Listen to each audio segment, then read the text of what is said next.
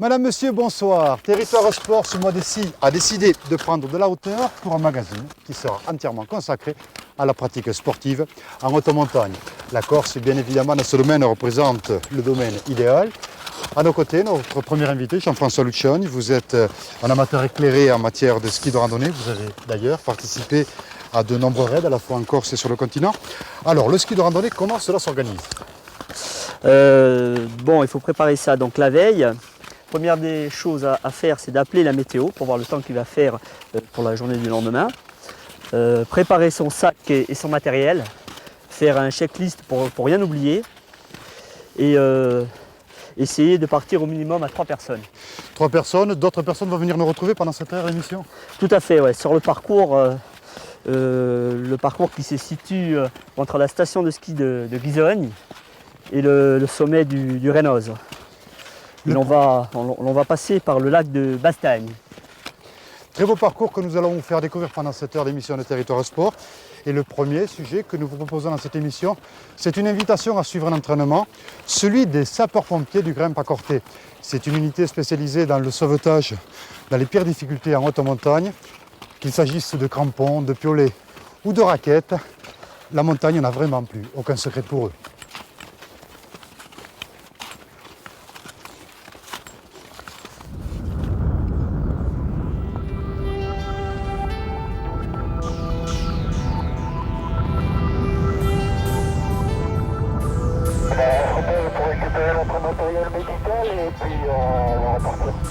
Entre 70 et 80 interventions à l'année, telle est la moyenne effectuée par les sapeurs-pompiers du Grimpe, le groupement de reconnaissance et d'intervention montagne en milieu périlleux. Connaissance du terrain, mais aussi une condition physique irréprochable, telles sont les règles indispensables que s'impose ce corps d'élite. Tu montes tout demain, c'est pas mal, hein? Au début des années 80 en Corse, plusieurs accidents dramatiques en haute montagne ont incité les pouvoirs publics à créer cette unité spécialisée, la première du genre sur l'ensemble du territoire français. 9 sapeurs-pompiers professionnels employés à plein temps, 12 autres sapeurs-pompiers volontaires, voilà pour l'effectif habituel du Grimpe. Allez, vous enchaînez derrière. Non, donne-moi du mouche au popette, là.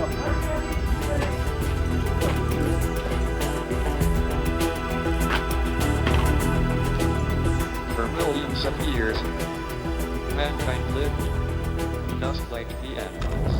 Pour découvrir la montagne, on peut skier, escalader ou tout simplement marcher. Le matériel technique a bien sûr largement évolué ces dernières années. Le fin du fin, pour éviter de s'enfoncer trop rapidement dans la neige, ce sont ces raquettes. Une technique traditionnelle servie par des matériaux les plus sophistiqués. Les randonneurs n'oublient jamais de les emporter dans leur sac à dos.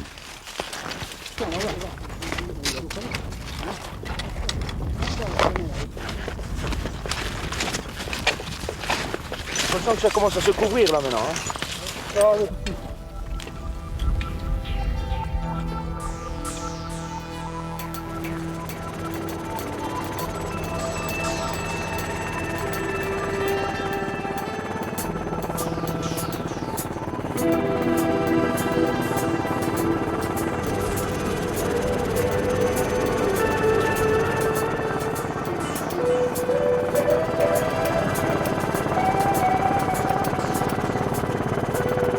Je vous dirai quand c'est dangereux. On y va. L'entraînement s'effectue ici, sur les hauteurs de la station d'Ascq. Un terrain difficile, la qualité de la neige est toujours changeante. La moindre chute peut s'avérer très dangereuse.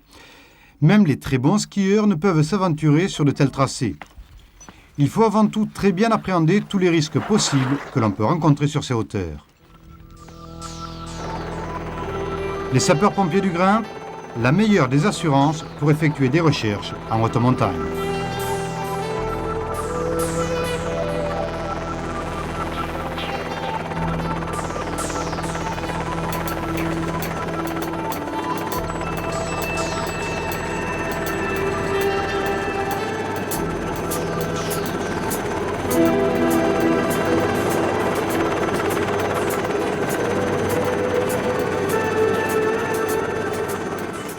On ne pouvait réaliser une émission sur la haute montagne sans la présence de l'un des représentants du parc régional qui connaît peut-être le mieux ce sujet. Dominique Graziani, vous possédez une double casquette, à la fois en tant qu'agent du parc et aussi en tant que sapeur-pompier bénévole, on l'a vu, au Grême de Corté. Cela fait 25 ans que vous travaillez sur la haute montagne en Corse. Vous avez d'ailleurs participé à un ouvrage de référence dans ce domaine sur l'histoire des chemins de randonnée en Corse. Les possibilités chez nous sont vraiment très importantes. Il y a beaucoup de possibilités, surtout l'été, avec la création du GR20 et la construction de refuges et balisage de beaucoup de sentiers, environ 1200 km de sentiers pour l'été. Et édition de topoguides pour l'été, on a édité 2 topoguides. Et après on s'est attaqué un peu à la randonnée d'hiver. Essayer de lancer la randonnée d'hiver, c'est-à-dire ski de randonnée et raquettes. Là-dessus aussi on a fait un topoguide sur la randonnée d'hiver. C'est-à-dire le tracé de l'autoroute à ski, de Coens à Ascaux, et pas mal de balades à la journée qu'on a fait. On a fait une quarantaine de balades à la journée, on a fait tous les sommets à ski, de rando. Et cette pratique de la montagne hivernale se développe de plus en plus. Moi, je vois quand je sors le week-end, il y a de plus en plus de gens sur la montagne hivernale, que ce soit à ski ou en raquette. Je le dis en vous présentant, Dominique, en tant qu'agent du parc. Alors racontez-nous l'action du parc au niveau de la montagne. L'action du parc, moi j'ai démarré au parc dès le début, il y a 25 ans. La première des choses à faire, ça a été de tracer le GR20 et d'aménager le GR, c'est-à-dire faire des refuges pour accueillir les gens. Je me rappelle au début du parc, la première année, on a rencontré environ 200 personnes, pas plus sur le GR, alors que maintenant on tourne entre 10 000 et 12 000 personnes. Et je crois que la montagne hiver aussi est en train de se développer par des insulaires d'abord, et ensuite par des gens qui viennent du continent accompagnés par des professionnels, par des guides. Vous parlez de développement, alors comment justement a évolué la pratique sportive en haute montagne ces 20 dernières années? Je vous dis, la pratique... On a vu des stations de ski naître, etc. Oui, mais les stations de ski, c'est pas tellement... Bon, si vous voulez, à partir des stations de ski, les gens ils apprennent à skier, puis après, une fois qu'ils sont un peu qu'ils arrivent à un certain niveau, ils peuvent partir en montagne et apprendre un peu de ski de randonnée. Mais tant que possible, il vaut mieux être avec des gens accompagnés par des professionnels, que ce soit des guides en montagne, parce que la montagne corse, il faut la connaître, et est assez dangereuse aussi. Le ski, bien évidemment, et la glisse, c'est ce qu'il y a de mieux pour découvrir la montagne, mais pour tous ceux qui n'apprécient pas trop la glisse, il reste heureusement la possibilité de la marche à pied. Les randonnées pédestres peut être le meilleur moyen pour prendre le temps d'apprécier la beauté de l'environnement qui vous entoure.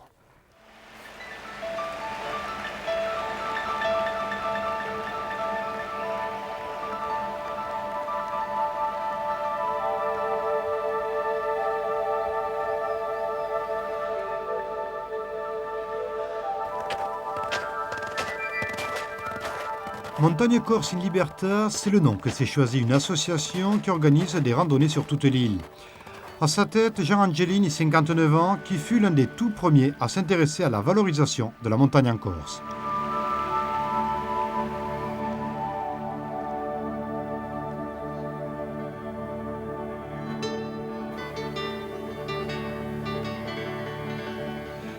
Inlassablement, il refait des parcours qu'il connaît les yeux fermés. En prenant le temps, les souvenirs lui reviennent, tout naturellement. Le col de Capronal, derrière il y a la vallée du Fango, et là-bas à gauche, la forêt de Astenica, que l'on peut rejoindre depuis Serdiera.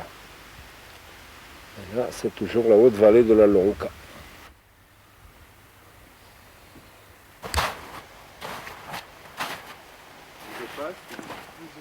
Même il y a 30 ans, quand on a fait la première réunion pour faire le GR20, nous étions une trentaine à pratiquer la montagne dans les années 68. Il y avait des équipes du parc dans différents villages qui bougeaient beaucoup, et puis il y a des reportages qui ont commencé à se faire, des sentiers à être balisés, le GR20 à être construit avec ses refuges, les abris, etc. Et puis ça a surtout démarré comme ça, quoi. La montagne en Corse a de beaux jours devant elle parce que c'est loin d'être saturé, quoi qu'en disent certains. Et puis je dirais tout simplement que la montagne corse est propre, malgré un certain taux de fréquentation. Bon, il faut quand même continuer à veiller à l'environnement, mais dans l'ensemble, on n'a pas à se plaindre de ce côté-là. Il y a un très bon état d'esprit parmi les jeunes qui démarrent et qui se forment à la montagne actuellement. Il y a beaucoup de jeunes qui ont vraiment un désir de professionnalisme et ça fait plaisir. Il n'y a vraiment pas d'âge pour aimer la montagne, la preuve avec la petite Ali. Alors racontez-nous un petit peu. Eh bien, Elia, elle a tout juste 2 ans, là. C'est la première fois qu'elle vient en montagne. Et ça se passe bien parce qu'elle ne pleure pas pour une fois. Les consignes de sécurité tout de même pour une enfant aussi jeune. Mais il faut éviter quand même de les amener trop en altitude et puis bon, en fonction du temps, qu'il ne fasse pas trop froid quand même. Je crois qu'on va la rendre à sa maman parce qu'elle Oui. appelle. Voilà. Jean-François, là on va se préparer à repartir pour continuer notre randonnée. Que pensez-vous aujourd'hui du développement et de l'intérêt que l'on apporte à la montagne en Corse? Pensez-vous que tout ça fait aujourd'hui pour vraiment valoriser cette montagne? Mais loin de là, puisque bon, on avait un certain nombre de stations de ski qui étaient ouvertes il y a 10 ans de ça à peu près, hein, et qui tournaient tous les week-ends et pendant les vacances. Et actuellement la plupart sont fermées. Donc il y aurait de quoi faire, d'organiser des séjours pour les scolaires et puis voir. Justement, un regret pour vous, peut-être que les jeunes Corses ne s'intéressent pas assez à leur montagne? Mais actuellement, c'est vrai qu'on trouve très peu de jeunes, je dis des adolescents et puis des jeunes un peu plus âgés, je dirais. C'est vrai qu'on ne les retrouve pas, ils sont plus attirés par le foot, parce que le foot, on le voit à la télé, c'est plus médiatique que la montagne. Vous parlez de montagne, vous connaissez très bien les Pyrénées et les Alpes pour avoir effectué de nombreux raids. Pour ce qui est de la randonnée, la Corse n'a pas à souffrir de la concurrence? Mais pas du tout, on a même un atout qu'on n'a pas sur le continent, c'est-à-dire la présence de la mer, puisque la Corse est une montagne dans la mer. Alors avec la vue sur la Méditerranée, on a toujours des paysages fantastiques. Alors on a abordé un petit peu tout ce que l'on pouvait faire en montagne, la glisse, la marche à pied, mais pour tous les feignants, il reste encore une solution qui est superbe, tout simplement le cheval avec les raids équestres. Croyez-moi, si le cheval est le meilleur ami de l'homme, c'est aussi et surtout celui de tous les montagnards.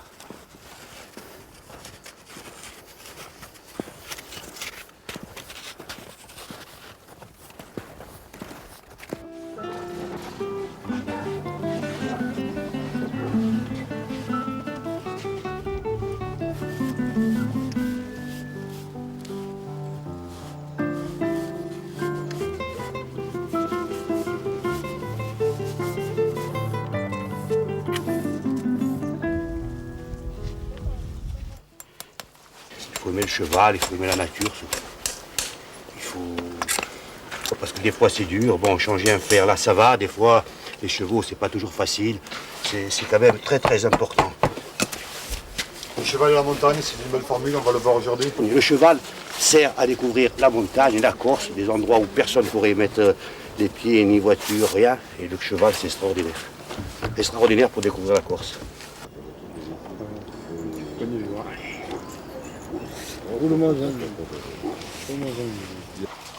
De la vallée de la Gravone au col de Tartavel, voilà pour le programme du jour, arrêté par ce groupe de randonneurs à cheval. 35 centres équestres proposent aujourd'hui en Corse cette invitation à une balade différente pour redécouvrir la montagne. Des chemins sinueux qui ont tous une histoire à raconter.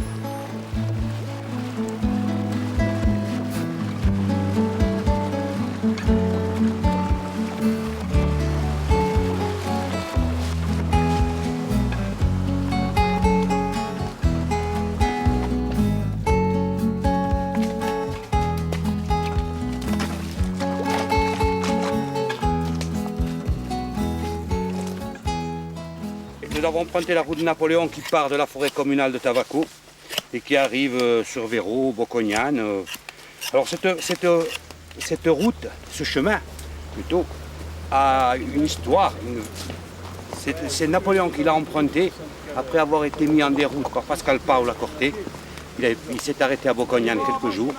Il a traversé la route de Napoléon, la forêt de Tavaco et il est arrivé au Pantane. Pantane, il a séjourné 2 ou 3 jours. Il a même été reconnaissant par la suite puisqu'il a fait cadeau de terrain à la famille qu'il avait cachée, disons. Et après, il a repris la flotte de l'armée française pour partir sur le continent. Bocognane, Tavaco ou Véro, autant de villages traversés. À chaque fois, les enfants sont au rendez-vous. La magie opère, il suffit d'essayer une fois pour se laisser convaincre.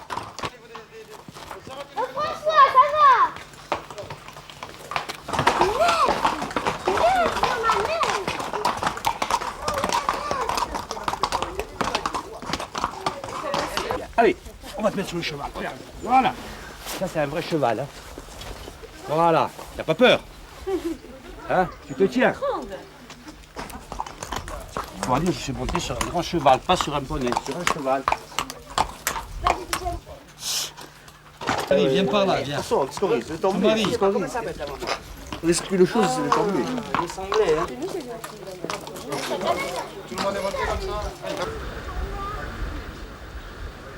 Pour ce type de randonnée, les chevaux choisis répondent à des critères bien précis. Résistance et endurance, deux qualités indispensables pour ce genre d'exercice.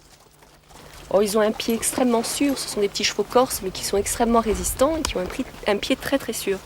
C'est quand même pas évident de... On a quand même des chemins qui sont particuliers quand même. Et c'est des chevaux qui sont très résistants. Moi j'ai fait une association des deux. J'adorais les chevaux et j'adorais la nature. Il se trouve qu'en Corse, la nature se prête particulièrement à ce type de randonnée parce que c'est extrêmement joli. Puis bon, les chevaux, moi j'adore les chevaux. Donc j'ai fait une association des deux et je trouve que c'est très bien. Bon, on va faire un bon figaté maintenant. Ça a été dur? Ah, c'est pas évident, hein. C'est quand même relativement fatigant. Hein. C'est très fatigant pour le cheval, mais c'est aussi très fatigant pour le cavalier quand même. Ouais. C'est pas une quiche Lorraine.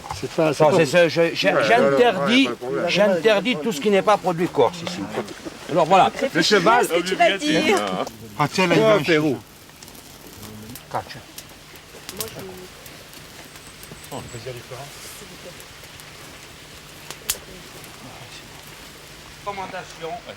Je ne suis qu'un petit élu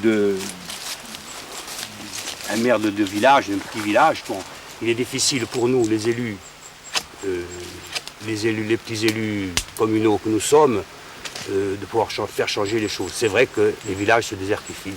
Bon, nous n'avons pas tellement de problèmes parce que nous sommes à 20 km d'Ajaccio, mais si nous allons dans le Crous, dans le Beauce, dans le Cortenay, il n'y a plus personne dans les villages. Il y a des villages où il y a 10 habitants. Le cheval peut sauver tout ça. Si vraiment il y a une volonté politique, peut-être. Baissez bien les têtes, il y a un arbre.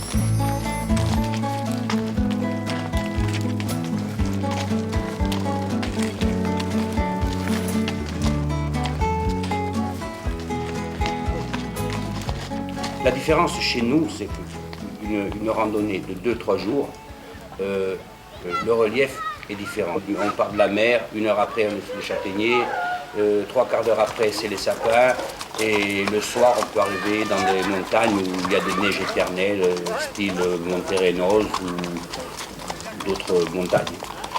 Un atout évident par rapport au marché proposé sur le continent. Je pense que c'est l'atout de la Corse. C'est la diversité de ces paysages.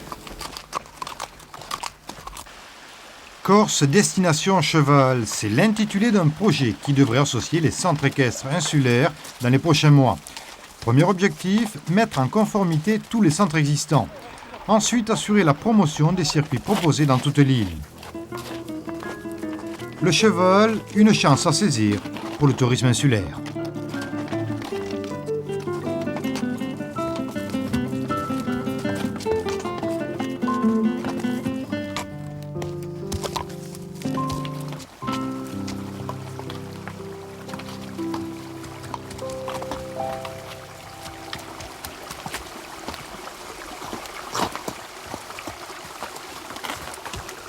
Le grand avantage avec le ski de randonnée, c'est que l'on peut s'arrêter quand on veut, surtout dans des endroits aussi beaux, Jean-François. Ben oui, là on est actuellement de faire la pause casse-route, ça permet de regarder le paysage, l'admirer, et surtout qu'on est au pied du Monte Rénos dans la face nord, et ça permet aussi de découvrir la mer. Je crois que c'est une image que l'on peut retrouver qu'en Corse uniquement. Vous avez parlé de la pause casse-croûte indispensable lorsque l'on fait du ski de randonnée. Ben oui, avant tout, quand on fait du ski de randonnée, il faut aussi penser à manger et à bien boire. Parce que souvent, une randonnée, ça peut durer la journée. Et en fin de journée, il faut essayer d'être en pleine forme. Vous parlez de pleine forme. Pour faire du ski de randonnée, bien évidemment, il faut un minimum de conditions physiques. Il est par contre une épreuve où la condition physique se doit d'être au maximum. C'est bien évidemment le Corsica Raid, une épreuve que vous connaissez très bien, Jean-François. Ben oui, puisque j'y ai participé 2 années de suite lors des 2 premières éditions avec mon équipe. On a gagné l'épreuve 2 fois de suite. Cette année, on va donc le refaire en espérant le gagner, du moins être dans les 3 premiers. Et puis bien sûr défendre les couleurs de la Corse. À vos côtés, Jean-François, l'organisateur de ce Corsica Raid, Michel Batchoc. Alors Michel, la haute montagne est vraiment largement sollicitée dans vos tracés.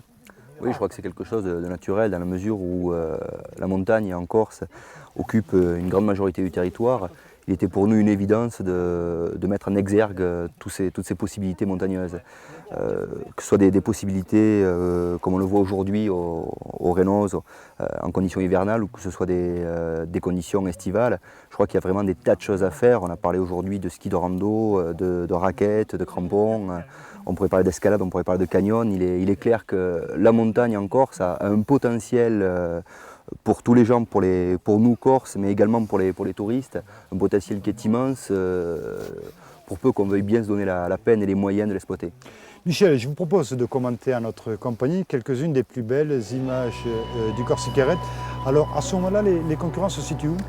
Alors à ce moment-là, c'est l'étape numéro 4 du Corsica 96. On était donc en milieu de raid. Et on est sur l'ascension du Rotondo, puisqu'on avait fait une étape qui rentrait dans les annales du Corsica Raid d'Aventure. On était parti en fait des gorges de la Restonica pour aboutir ensuite carrément sur une grande traversée à Bizzavone, en franchissant donc bien sûr le Monte Rotondo à plus de 2600 mètres. C'était pour nous quelque chose de capital, car on voulait justement montrer sur une épreuve telle que le Corsica Raid, qui est basée à la fin du mois de mai, donc on pourrait dire presque dans des conditions estivales, et qu'il existait de la neige en Corse, et encore à cette époque-là. Il faut dire que la chance nous a bien aidé l'année dernière sur le Corsica Raid, puisque ce jour-là, sur les images qu'on est en train de visionner, effectivement, il y avait entre 2 et 4 mètres de neige selon les endroits, donc il est clair qu'on a tout à fait réussi notre coup pour sensibiliser les gens à la Corse hivernale.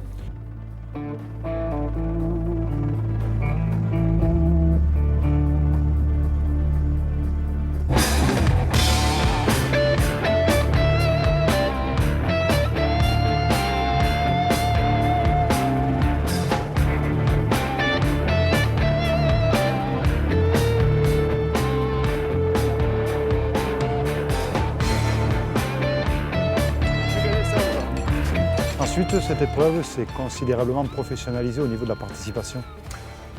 Peu au niveau de la participation, puisqu'en fait ce qu'on cherche c'est d'avoir une représentativité la plus large possible, je dirais non seulement nationale mais surtout internationale. Je crois qu'on est en train de réussir là aussi ce challenge. Quand on prend le classement du Corsica Raid 96, les vainqueurs étaient des Belges, vous vous rappelez sans doute, leurs suivants étaient des Espagnols, et les troisièmes sur le podium étaient une équipe française. On peut donc parler de reconnaissance internationale pour le Corsica Raid. On peut parler à l'heure actuelle d'un début de reconnaissance internationale. Il faut qu'on continue dans cette voie, je pense qu'on va y arriver.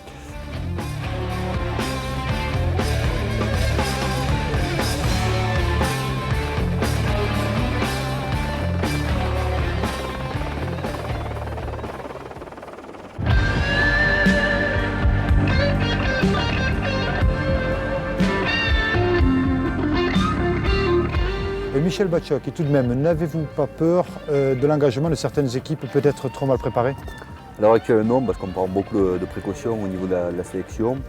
On ne prend que maximum 30 équipes sur le Corsica Raid Aventure. Quand on prend l'ensemble des pays européens, on pourrait facilement en prendre 70, 80, voire beaucoup plus. On est donc très sélectif puisqu'on demande aux gens des dossiers assez complets, on demande de passer des tests au niveau passage de corde, canyoning, au niveau kayak de mer. Donc il est clair que ça découragerait les gens qui ne se sentiraient pas capables de le faire. Quelles sont les grandes difficultés d'organisation d'une telle épreuve? Les grandes difficultés, c'est d'abord réussir tous les ans à faire des parcours entièrement nouveaux. Et ça demande de tous les ans à se creuser l'esprit, à faire fonctionner les méninges. Heureusement, dans le pool d'organisation qui est composé d'environ 30 à 40 professionnels, il y a une expérience, une compétence, une connaissance de l'île qui nous permettent de tous les ans trouver des parcours nouveaux. L'autre grosse difficulté, c'est bien sûr au niveau financier. Une opération comme le Corsica demande de gros budgets, puisque le budget approximatif est d'environ 3 millions de francs. Et il est vrai qu'aujourd'hui, on est un petit peu par rapport à ça à la croisée des chemins. Vous le disiez tout à l'heure, le Corsica Raid a un impact médiatique et une représentativité sportive importante au niveau européen. Je crois que c'est un gros vecteur de promotion pour le tourisme actif en Corse.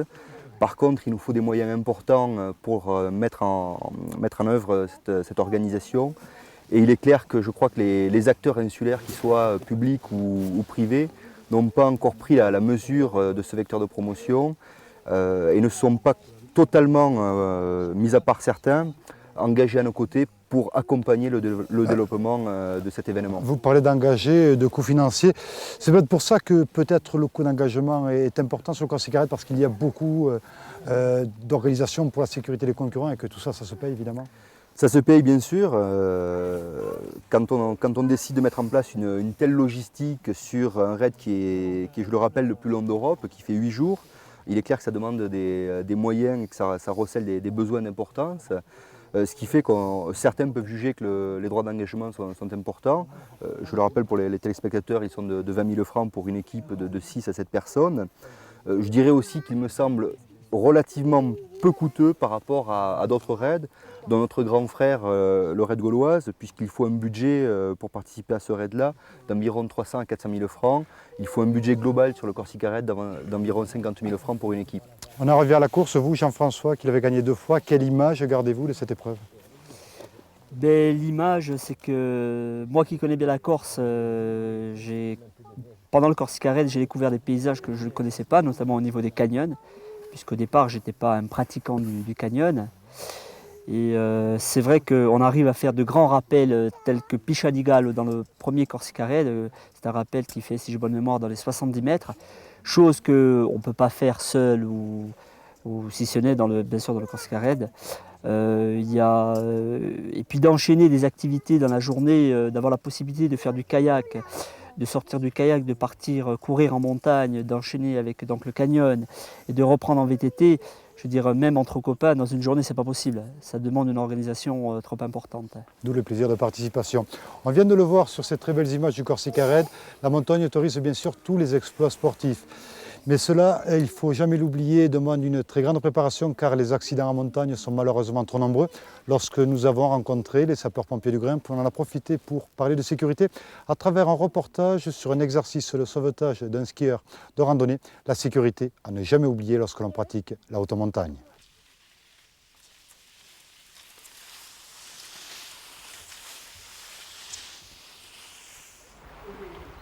Oui, c'est CSP Cortier parler. Oui, on vient de recevoir un appel de la station d'Asco pour une chute à ski de rando. La personne se situe dans le couloir de Boccaguladia, reçu? Boccaguladia, correct. Dragon 2B, tu mets l'hélicoptère en préalerte et ensuite tu fais partir le médecin et un secouriste.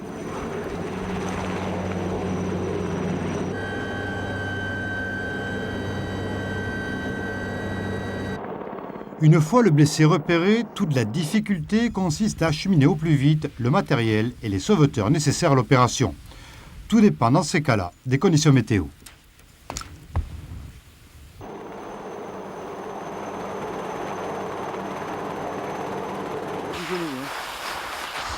Il ne peut pas bouger. Hein. Pas mal.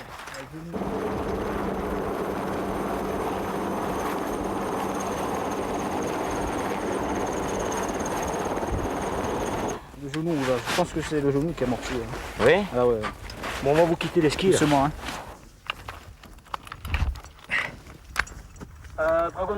On arrive sur une victime qui a une entorse du genou. Bien entendu, au bord de la route, ça ne poserait pas de problème, mais à ce niveau-là, à 2000 mètres d'altitude en pleine neige, vous voyez les difficultés qu'il peut y avoir à acheminer du personnel, à acheminer du matériel. Donc les secouristes ont été déposés au col au-dessus. Ils sont arrivés jusqu'à la victime et ils sont en train actuellement de préparer un traîneau qu'on appelle un traîneau de fortune. C'est-à-dire c'est un traîneau qu'on peut monter sur place, qui est léger, qui est pratique d'emploi et qui permet le conditionnement d'une victime pour la ramener au moins à un point, je dirais, accessible et acceptable pour l'hélico, notamment quand il y a des problèmes de météo. Après avoir bien fixé le braqueur, les sauveteurs doivent l'amener sur un terrain plus favorable pour pouvoir l'illutroyer. Une opération très délicate car la moindre fausse manœuvre peut s'avérer fatale pour le blessé. Les sapeurs-pompiers du Grimpe à Corté bénéficient d'une grande expérience dans ce domaine. Ce groupe d'intervention en haute montagne fut le premier du genre créé en France il y a 13 ans. La connaissance du terrain reste la qualité essentielle pour mener à bien ce type d'opération. Les randonneurs prennent trop souvent des risques inconsidérés. C'est ensuite les sapeurs-pompiers qui doivent eux aussi prendre un maximum de risques pour sauver des vies humaines.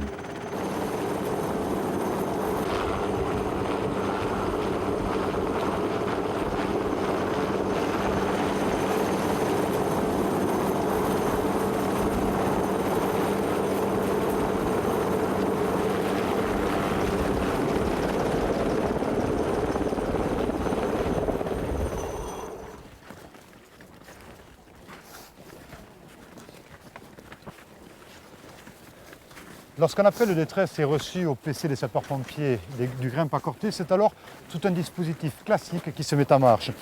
Martin Salé, ce genre d'exercice que l'on vient voir dans ce reportage, vous les refaites souvent? Bien, nous avons une fréquence de 2 entraînements par mois, en plus de la formation et des recyclages que nous faisons sur le continent à l'ENSA de Chamonix.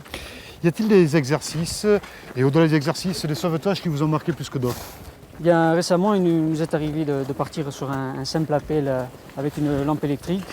2 randonneurs s'étaient engagés dans un couloir qui n'étaient pas du tout équipés, qui ont été récupérés au petit matin. Nous sommes aujourd'hui en très haute montagne. Rappelez-nous les consignes de sécurité. Mais si les consignes de sécurité sont respectées, il n'y a pas de raison que ça se passe mal. Comme vous pouvez le voir aujourd'hui, il fait beau. Nous sommes près du lac du Rénos.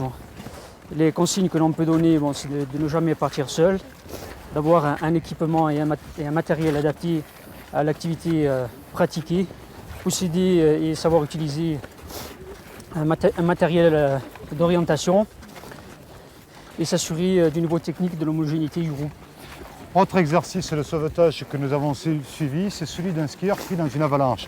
Ici, plus qu'ailleurs, la rapidité d'intervention joue un rôle essentiel.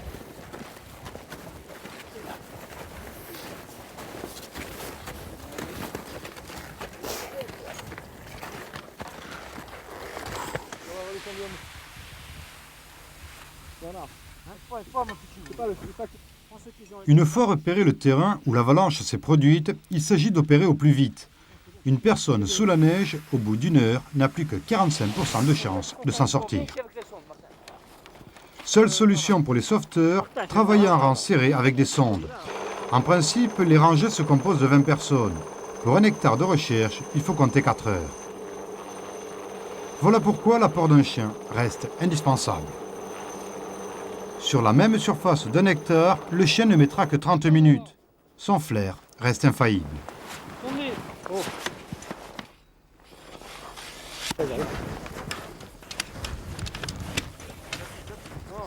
Ce chien-là s'appelle Jeff. Il n'est pas complètement dressé, mais son efficacité est déjà redoutable. Oui, bébé, chef. Oui, c'est bien. C'est bien. C'est bien. C'est bien. Allez, les gars. C'est bien. C'est ta caméra, je suis bien. Ça va? Ça va? Vous avez mal quelque part? Vous avez mal quelque part? Allez, on laisserait. Allez. 1, 2, 3, 4. Allez, hop. Dégagez les voies respiratoires. C'est bon. Ok.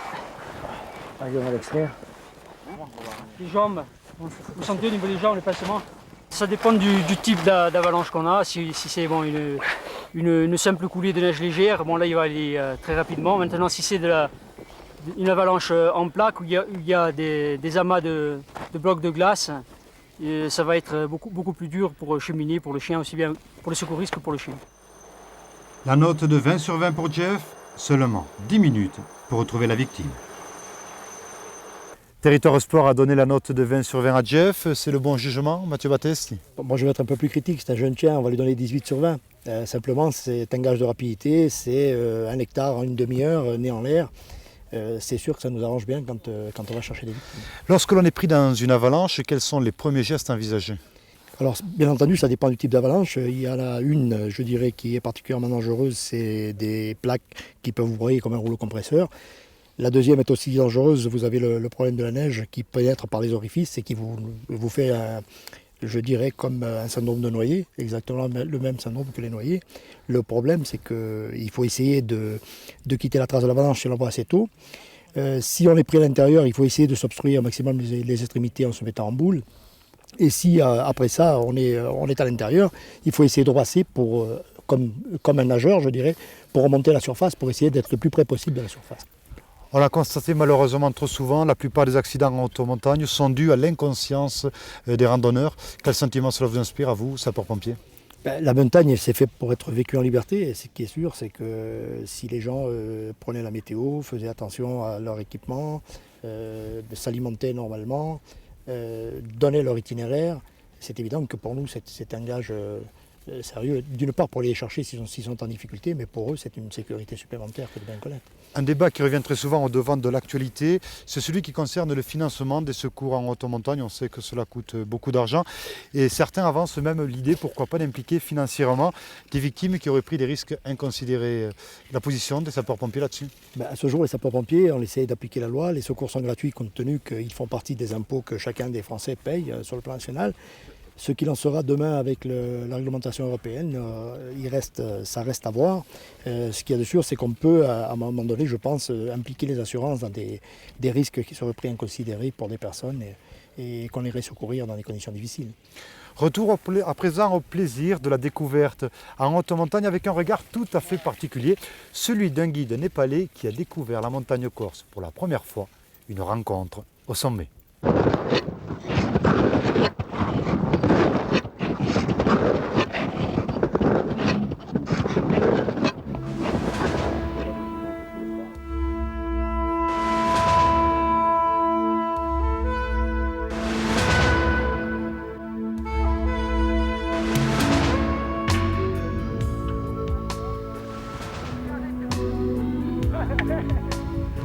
Les glaciers du Monte Rotondo inscrits au programme du jour de l'association Évasion. Une randonnée de 8 à 10 heures classée difficile par les guides de haute montagne. Crampons, cordes et piolets sont nécessaires pour envisager cette ascension.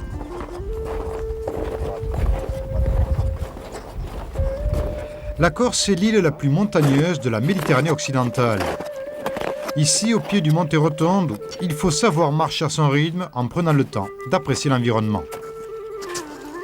Le chemin est encore long avant d'atteindre les premiers glaciers. En tête du groupe, un invité qui vient de loin, Budachin, un guide népalais qui découvre la montagne corse pour la première fois. De l'Himalaya au deuxième sommet insulaire, le plaisir de la randonnée ne le quitte jamais.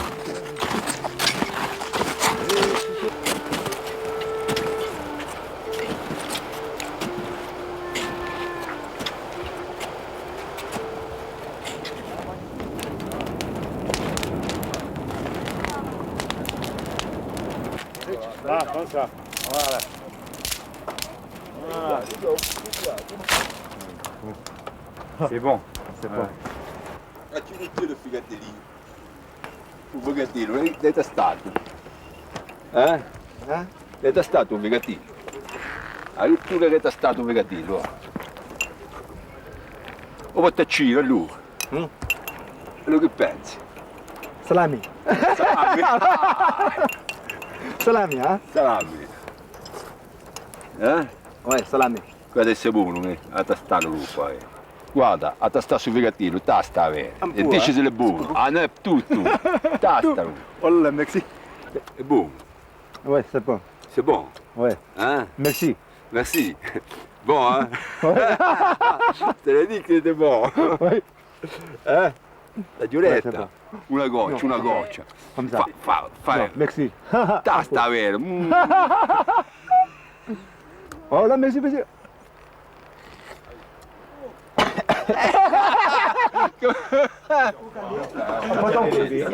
La nuit sera de courte durée. Boudachine, après avoir apprécié la qualité des produits corses, se rappelle les chants lointains du Népal. Ouais,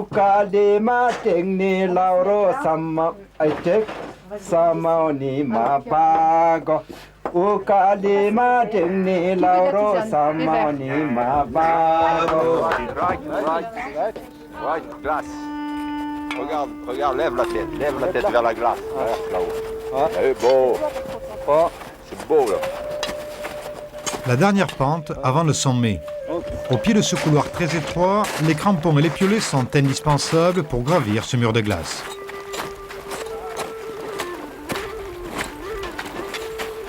T'assois sur le sac. Hein? Là. Regarde, prends ça comme ça. Ouais. Le dos. Ouais. Les deux mains. Non, inverse tes mains. Ouais. Voilà. Ok. Tu vas laisser filer. Chut, tu vois? Ouais, ouais. Hein? Ça va filer comme ça la corde. Ouais, ouais, ok? Ouais, ouais. Ouais. Voilà. Je vais monter par là. Ouais. On va essayer de faire ce petit ressaut. Là. Hein? Quand je suis là-haut, ouais. Tu vas monter. Hein? Ah. Ok, tu me regardes monter. Ok? Ah. Ouais, ouais. Allez, laisse venir la corde. Laisse. Attention, voilà. Félix montre la voie à suivre. Boudachine l'assure pendant son ascension. Il peut ainsi à loisir bien repérer les gestes nécessaires pour ce dernier effort. Il faut bien décomposer chaque mouvement. Des glaciers sur une pente aussi raide, la moindre chute peut survenir à tout moment.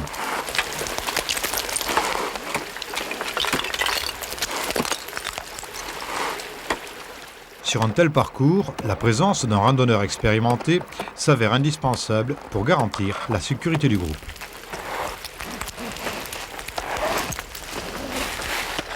Boudachine, ouais. Tu vas partir. Hein? Hein?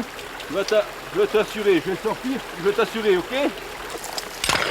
J'ai oublié, j'avais pas les crampons de glace. Boudachine se montre moins à son avantage sur ces glaciers. Au Népal, son travail de guide ne l'amène pas sur des parcours aussi difficiles.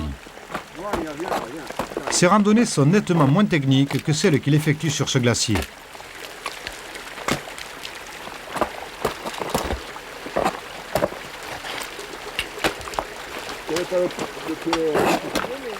Voilà pourquoi il éprouve quelques difficultés avant d'atteindre le sommet.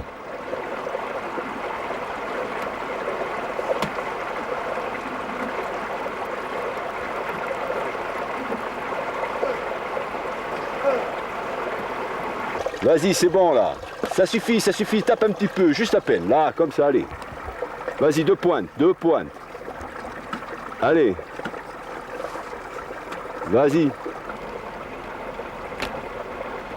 Boudachine au Népal vit à plus de 4000 mètres d'altitude. La montagne, c'est le seul environnement qu'il a toujours connu. Du sommet du Monte Rotonde au haut plateau népalais, il a su faire partager sa passion de la randonnée. Arrivé tout en haut, il peut laisser éclater sa joie, celle de la balade accomplie. Hey. Oh. Ça crampon, il n'a plus de crampon, il n'a plus rien. Et allez. Voilà. C'est bon.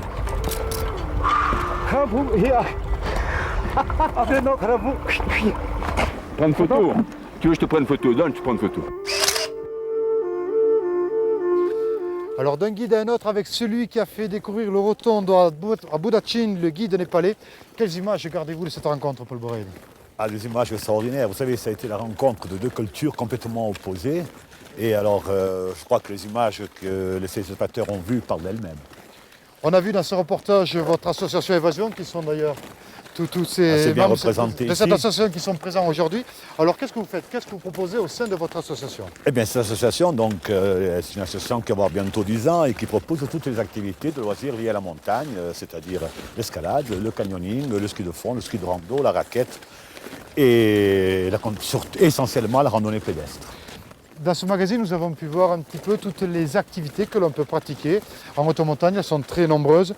Mais au jour d'aujourd'hui, dans quelle direction pensez-vous qu'il faudrait investir pour valoriser encore mieux la montagne insulaire? Écoutez, regardez autour de vous, vous voyez les potentialités qu'il y a en Corse, au niveau de la randonnée pédestre, au niveau de la raquette, au niveau de l'escalade, au niveau du ski de rando, au niveau des randonnées équestres. Il y a dans notre île des possibilités énormes de développement du tourisme vert. Mais est-ce que les élus de leur ensemble ont bien compris ce développement? C'est-à-dire que tout le monde dit qu'il faut drainer vers l'intérieur, il faut revitaliser l'intérieur. Moi, je suis dans ce créneau actuellement, j'essaie de sensibiliser les Corses d'abord et tous ceux qui viennent sur île à tous ces loisirs de montagne. La montagne, c'est bien évidemment aussi le ski de piste. En Corse, aujourd'hui, 3 stations fonctionnent, Ghisoni, Bastelica et Verges. Nous avons retrouvé le reportage consacré à la première classe de ski mise en place en Corse. C'était en 1968. Ce jour-là, tous les enfants ont répondu présent.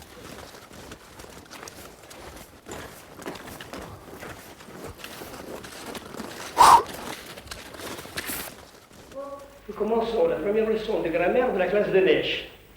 Cicada, lis la phrase. Le sommet est couvert de neige. Arnaud, celle-là. Le torrent bouillonne. Bouillonne. Le mot le. Article. C'est un article. Pour la première fois, des élèves d'une école d'Ajaccio participent à une classe de neige en Corse. Et la mer, qui était leur décor familier, à travers les fenêtres de leur école du boulevard Lantivy, s'est transformée en un éblouissant tableau où les sapins saupoudrés d'argent se détachent sur les pentes immaculées, soulignées d'ombres bleutées. Lisez. Et on a choisi pour cette première classe de neige le cours moyen première année de la classe Milhaute. C'est-à-dire? Ce sont des gamins entre 8 et 10 ans. La plupart n'avaient jamais vu la neige. Il fallait entendre leurs cris absolument enthousiastes. Quand on a aperçu la première montant le col de Sèvres, c'était quelque chose d'inimaginable dans le quart. Et cette ardeur au travail comme loisir place à l'heure des repas une trentaine de petits loups affamés autour des tables bien garnies.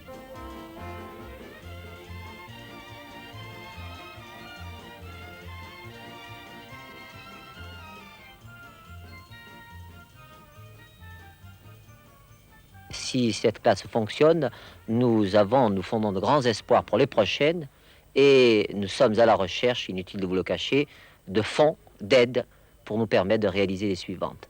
Nous désirons qu'elles entrent vraiment dans les mœurs. Monsieur Bessières, secrétaire général des œuvres laïques, vient de nous le dire. La plus claire perspective est permise après cette intéressante tentative. Un deuxième stage aura lieu ici du 26 février au 26 mars. Et nous allons maintenant laisser les petits écoliers des neiges avec leur moniteur, monsieur Martini.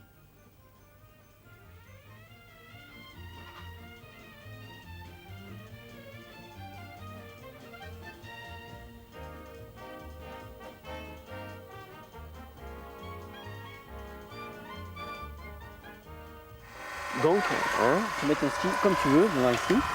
Alors, là c'est l'avant du ski. La butte est avant et on appuie simplement le talon. Comme pour tout, il faut un début et pour Caroline, bientôt 5 ans, c'était aujourd'hui sur la mini-piste de Verdio. Depuis 3 ans, la station a créé un espace pour les débutants. C'est ici en fait que tout commence. Tous les gestes acquis, il faut le savoir, vont rester. On pourrait comparer ça à la bicyclette. Et donc, une fois qu'un enfant est équilibré, arrive à contrôler sa trajectoire, sa vitesse, c'est des choses qui demeurent ensuite. Donc c'est intéressant d'apprendre plus jeune, bien sûr. Chaque jour, 2 moniteurs sont présents pour initier les enfants, mais aussi les adultes. 2 téléskis ont été installés sur ce site. 60 cm au bas des pistes, après les importantes chutes de neige début janvier, les responsables de la station se sont activés pour démarrer la saison au plus vite. Cette année, la saison commence 1 mois et demi avant l'an dernier, donc c'est un bon point. C'est une neige de qualité et nous avons une bonne couche donc de 60 cm au bas des pistes. On espère que ça va durer et que la saison va aller jusqu'au mois de mars. Ici à Vergio, ce sont essentiellement des skieurs de Haute-Corse qui font le déplacement. Il faut dire que la station d'Asco ne fonctionne plus. À Vergio, il y a aussi des habitués et des sportifs confirmés. Ça fait 15 ans que je fais du ski. J'ai préparé des diplômes de ski sur le continent, j'ai fait des compétitions et tout. Je venais souvent ici, je venais m'entraîner et tout. Donc j'ai l'habitude, hein. Ça fait plaisir de pouvoir skier un peu. Hein. Au mois de janvier, comme ça on avait perdu l'habitude. Hein. C'est très agréable. Depuis plusieurs années, l'engouement pour le surf s'est aussi accentué. Vergio n'a pas échappé à la nouvelle vague. Une fois qu'on a goûté au surf, on ne peut plus skier. C'est une glisse, c'est incroyable, c'est un plaisir. Il faut essayer le surf. Quand vous essayerez, vous arrêterez le ski. Je pense que d'ici quelques années à venir, il y aura plus de surfeurs que de skieurs. La tendance va s'inverser. Actuellement, il y a plus de skieurs que de surfeurs, mais d'ici 4-5 ans, je pense que ça sera l'inverse. Pour le plaisir du ski ou du surf, les plus anciens sont parfois fidèles à la station de Vergio depuis le début. Séquence souvenir. Il n'y avait que 2 petits téléskis et c'était aussi formidable que maintenant. Tout a changé, le progrès est venu. Monsieur Lucian a donné beaucoup plus d'importance à cette station en implantant plein de téléskis. Et c'est une station extraordinaire pour moi. Rien à voir ici avec certaines stations UP du continent, une ambiance plutôt familiale qu'il faudra à tout prix conserver. Il y a 29 ans, on espérait que les classes de neige en Corse pourraient perdurer. Malheureusement, le constat, il est plutôt triste, Paul.